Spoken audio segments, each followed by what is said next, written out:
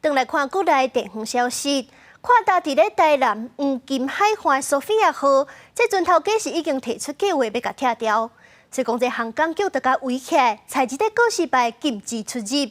不过，煞也是有一寡民众下过围查的翕相。 受凯美风台的影响，靠打伫台南黄金海岸海沙堡的苏菲亚号，初8早起已经用铁网围起来，禁止民众入去。虽然是有真侪人走入去翕相。因为他那样浪打来，他什么时候会倾倒，我也不知道。所以你是第一次来看还是？对啊，今天第一次来看。看到觉得怎么样？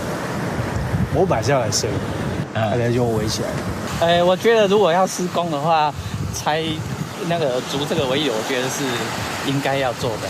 对啊，如果海象不好的话，应该大家还是要注意的。拜四才去的民众，敢若会当伫铁房外口翕相。其实苏菲亚号自靠打了后，就成真侪民众去看，甚至有人去遐乱坐。不过会围起来，主要是船头家已经提出要原地拆除的计划。过底的时间，航港局呼吁民众唔通走入去。 为了防止这些人车进入工区，我们就是先用围篱部分把它围起来。那就是请民众不要进入围篱里面去做拍照。那船东也会有派人到现场去维持秩序。那海巡也会协助去做一个巡查。